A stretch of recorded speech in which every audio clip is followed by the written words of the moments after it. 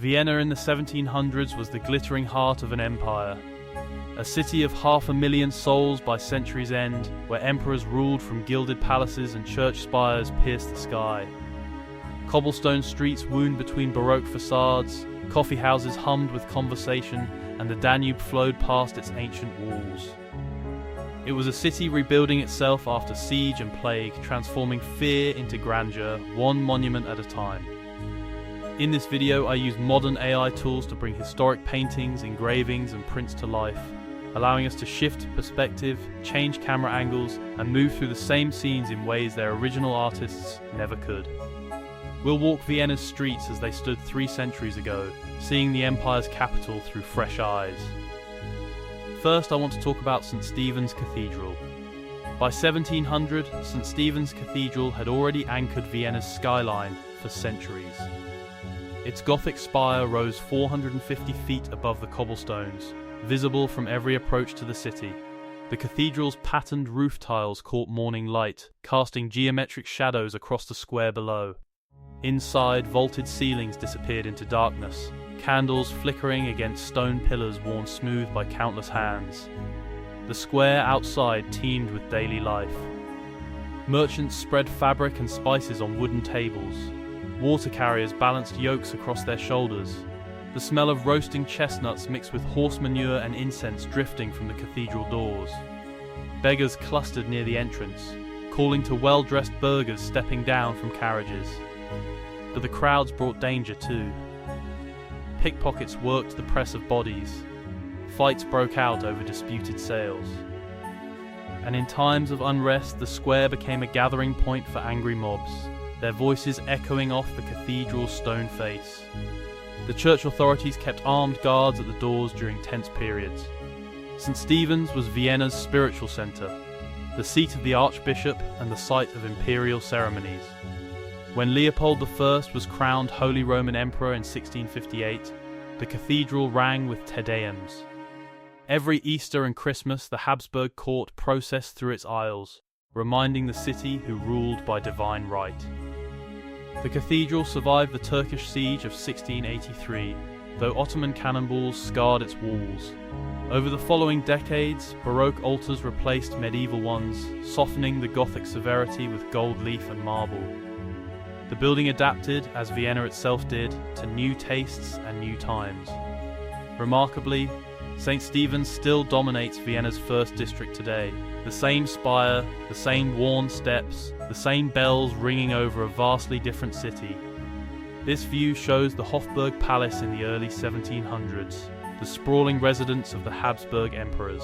Wings and courtyards spread across the city's heart, a maze of power built over centuries. The Swiss Gate stood as its oldest entrance, a Renaissance arch where guards in imperial livery checked every visitor.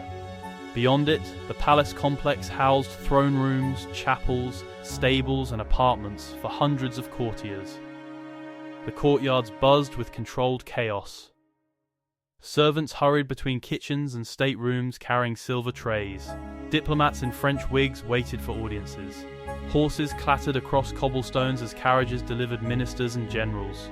The air smelled of wax polish, wood smoke, and expensive perfumes masking less pleasant odours. Tension ran through every corridor. Court factions schemed over appointments and inheritances. A misplaced word could end a career. Foreign ambassadors watched each other, reporting rumours back to Paris, Madrid, and Constantinople. And always, the threat of assassination lingered. Guards patrolled constantly, and tasters tested the emperor's food. The Hofburg was the nerve centre of an empire stretching from Belgium to Transylvania. Decisions made in its chambers sent armies marching, shaped alliances, and determined the fate of millions. Emperor Leopold I ruled from here until his death in 1705, followed by Joseph I and then Charles VI, each adding their mark to the palace. By mid-century, Maria Theresa began modernizing the complex, adding new wings in the Baroque style. She transformed medieval chambers into elegant salons where Enlightenment ideas cautiously entered Habsburg circles. The palace grew as Vienna grew, always adapting. Today, the Hofburg remains Austria's official residence, though now housing a president rather than an emperor. The same courtyards echo with different purposes. By 1710, the Graben had become Vienna's most fashionable street. The name meant ditch, recalling the Roman fortification that once ran here, but no trace of military function remained. Instead, elegant townhouses lined both sides, their Baroque facades freshly painted in cream and gold. Shop windows displayed silk, porcelain, and books imported from across Europe. Wealthy Viennese promenaded here in the afternoons. Ladies in wide skirts and powdered hair walked slowly, followed by servants. Gentlemen in embroidered coats paused to gossip and conduct business. Street musicians played violins and flutes, hoping for coins. The smell of fresh bread wafted from bakeries, mixing with cologne and the earthy scent of the fountain in the square's centre. But beneath the elegance lay constant friction. Shopkeepers competed ruthlessly, sometimes sabotaging rivals. Debts and disputes ended in shouting matches. And the city watch regularly cleared away beggars and vagrants, maintaining the street's respectable image through force. Class divisions were visible in every interaction, every bow, every refused handshake. The Graben represented Vienna's economic vitality. Trade routes converging on the city brought wealth that merchants displayed here. Guild regulations controlled quality and prices, but also limited who could sell what and where. The street was capitalism constrained by medieval tradition, gradually loosening. The devastating plague of 1679 had killed thousands, leaving the street eerily empty for months. In gratitude for its end, Emperor Leopold I commissioned the Plague Column, completed in 1693, a towering Baroque monument to divine deliverance. It still dominates the Graben centre. Today, the Graben remains one of Vienna's premier shopping streets. The same route, the same elegant curve, now lined with modern boutiques beneath historic facades. This view shows the Peststuhl, the Plague Column, rising from the Graben's centre like a marble prayer frozen in stone. Completed in 1693, it reached skyward in spiralling Baroque excess, clouds and angels carved in white marble, saints interceding, and at its peak the Holy Trinity watching over a city that had nearly died. The plague of 1679 had been merciless. Bodies piled in carts, entire households went silent behind locked doors. The smell of death and burning filled the summer air. Survivors walked empty streets wearing vinegar-soaked cloths over their faces. Nearly a third of Vienna's population perished in those terrible months. Emperor Leopold I had fled to Linz with his court, leaving the city to face its nightmare alone. When the dying finally slowed, he returned and ordered this monument, both thanksgiving and guilt. The best sculptors in the empire worked for years, carving suffering into beauty, trauma into triumph. The column became a gathering point. People touched its base for luck, prayed before its saints, met in its shadow. But it also served as a reminder of vulnerability, that plague could return, that God's favour was never guaranteed. The wealthy funded masses at nearby churches. The poor simply remembered the friends they'd lost. The monument represented Vienna's resilience. After plague came recovery, then growth. The city rebuilt stronger, richer, more determined to prove its survival meant something. Art, architecture, and ambition poured into the decades that followed. The Peststuhl still stands exactly where Leopold placed it. Tourists photograph it now, mostly unaware of the mass graves beneath Vienna's beautiful streets. By 1700, Schönbrunn Palace was still more dream than reality. The site, once a hunting lodge destroyed by Ottoman invaders in 1683, lay southwest of the city walls. Emperor Leopold I commissioned Johann Bernhard Fischer von Erlach to design something magnificent, a rival to Versailles that would proclaim Habsburg glory. Construction began in 1696 but proceeded slowly. Scaffolding rose across the grounds. Masons shaped stone blocks while carts hauled materials from quarries. The palace would eventually hold 441 rooms, but in these early years only the foundations and first walls stood. The air rang with hammers and saws, the smell of fresh mortar and cut wood drifting across muddy grounds. Funding was the constant problem. Wars against France and the Ottomans drained imperial coffers. Work stopped and started depending on available silver. Labourers went unpaid for months, sometimes rioting at the gates. Architects revised plans downward, making the palace grand but not as impossibly vast as first imagined. Yet Schönbrunn represented Habsburg ambition. While war tested the empire's borders, this palace declared permanence, culture, civilization. The gardens alone would cover hundreds of acres, mathematically precise, nature bent to imperial will. The message was clear. The Habsburgs would endure. By mid-century under Maria Theresa, the palace finally neared completion. She made it her summer residence, filling its rooms with children, courtiers, and the business of empire. The yellow facade became synonymous with Habsburg power, the colour still called Schönbrunn yellow today. The palace survives as one of Vienna's most visited sites. The same grounds, the same geometric gardens, now welcoming millions where once only emperors walked. This view shows a Viennese coffee house around 1720, a new institution taking root in the city's social life. After the Turkish siege of 1683, legend says fleeing Ottoman soldiers left behind sacks of coffee beans. Enterprising Viennese learned to brew the bitter drink, softening it with milk and sugar to suit local tastes. The coffee houses were modest at first. A few tables and chairs, newspapers hung on wooden rods, windows looking onto the street. Patrons sat for hours, reading, arguing, conducting business. The smell of roasted beans filled the room, mixed with pipe tobacco and the yeasty scent of fresh pastries. Waiters in long aprons moved between tables, delivering ceramic cups and glasses of water. These establishments became Vienna's living rooms. Merchants met clients here instead of in offices. Intellectuals debated philosophy and politics. Composers scribbled music on napkins. Everyone from nobles to clerks occupied the same space, separated by invisible boundaries of class, but sharing the same tables, the same newspapers, the same addictive brew. But coffee houses also attracted surveillance. Police informants listened for seditious talk. Political discussions could be dangerous when the empire discouraged free thought. Owners walked a careful line between offering space for conversation and avoiding trouble with authorities. The coffee houses represented something new in Vienna, public space that wasn't church or market, neutral ground where ideas mixed more freely than elsewhere in the rigidly hierarchical city. They became laboratories of emerging modernity. Vienna's coffeehouse culture survives today. Many establishments trace lineage back to the 1700s. The same marble tables, the same newspapers, the same hours spent thinking over a single cup. By 1700, Vienna's fortifications remained formidable. The walls and bastions that had stopped the Ottoman army in 1683. The defences ringed the old city in precise geometric patterns, star-shaped bastions jutting outward to create overlapping fields of fire.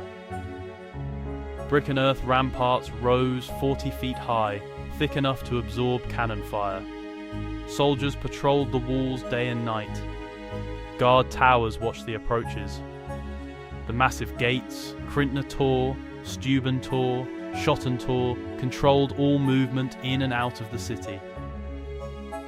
Merchants paid tolls. Travellers answered questions. Suspicious persons were turned away. The gates closed at dusk, trapping everyone inside until dawn. The fortifications shaped daily life. They created crowding within the walls, dense neighbourhoods where buildings pressed together and streets remained narrow. They limited growth and made fire a constant terror. When flames broke out, entire blocks could burn before anyone could respond. The smell of smoke was never far away, yet the walls also represented security. After 1683, when Ottoman forces had besieged Vienna for 2 months, the fortifications took on almost sacred status. The city had held while much of Hungary burned. The walls had saved Christian Europe, or so the propaganda insisted. Veterans pointed out scars in the stone from Turkish cannonballs. By the 1850s, the walls finally came down. Emperor Franz Joseph ordered their demolition, replacing fortifications with the Ringstrasse, a grand boulevard encircling the old city. Progress erased military necessity. Today, the Ringstrasse follows the exact line of those vanished walls.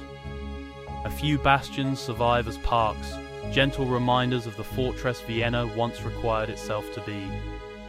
This view shows the Danube flowing past Vienna's northern edge, the wide grey river that connected the city to Hungary, the Black Sea, and Ottoman lands beyond.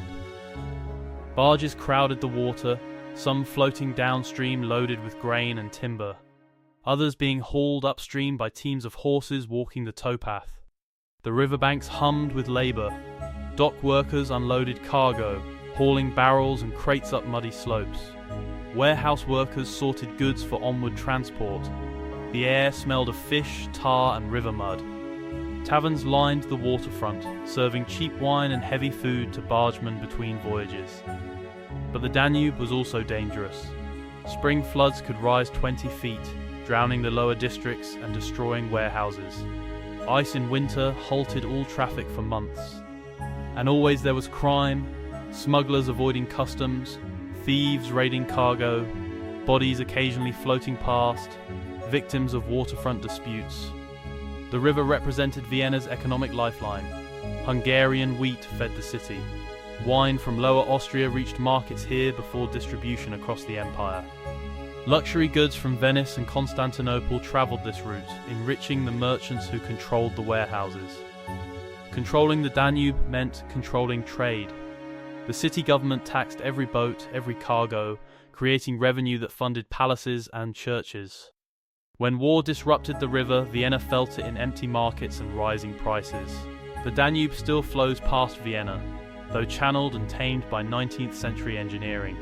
The wild river these merchants knew was later split into multiple arms, the main current redirected away from the historic centre. By 1735, the Spanish riding school occupied its purpose-built hall, an architectural jewel dedicated to a single art, the training of Lipizzaner horses in the classical haute cole. The hall's white walls and columns rose around a sand-covered arena. Windows high above let in controlled light. The smell of horse sweat, leather and chalk dust filled the space. Riders in bicorn hats and embroidered coats guided white stallions through precise movements, the levade, the capriole, the piaffe. Each step took years to perfect. The horses lived in stables below, fed on the finest grain, groomed until their coats gleamed. Trainers spoke in quiet voices, using patience where others used whips. The school represented more than horsemanship. It embodied Habsburg ideals, discipline, tradition, perfection through repetition. Only the best riders gained admission. Every movement followed rules established centuries before. There was no room for improvisation, only mastery of the established forms. But maintaining such an institution cost enormously. Breeding Lipizaners, training riders, maintaining the facilities, all required constant funding. Critics questioned the expense when wars needed soldiers and reforms needed money. The school survived on imperial patronage and stubborn tradition. The Spanish riding school declared that Vienna valued beauty and heritage even amid practical concerns. While other cities modernized and industrialized, Vienna maintained its connection to an aristocratic past. The school was living history, performed daily. Remarkably, the Spanish riding school still performs in the same hall today. The same white horses, the same movements, the same commitment to an art form the modern world has mostly forgotten. This view shows a typical Viennese street in the 1740s. Narrow and cobbled, buildings pressing close overhead. Laundry hung from windows. Shop signs swung in the breeze, painted wood announcing bakers, tailors, apothecaries.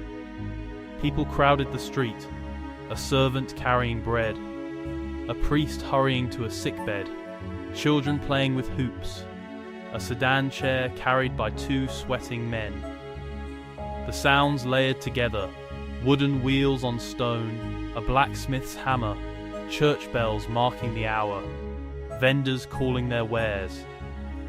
The smells shifted constantly, fresh bread from one doorway, chamber pots being emptied from another, horses passing, coal smoke from chimneys above, Daily life meant constant negotiation.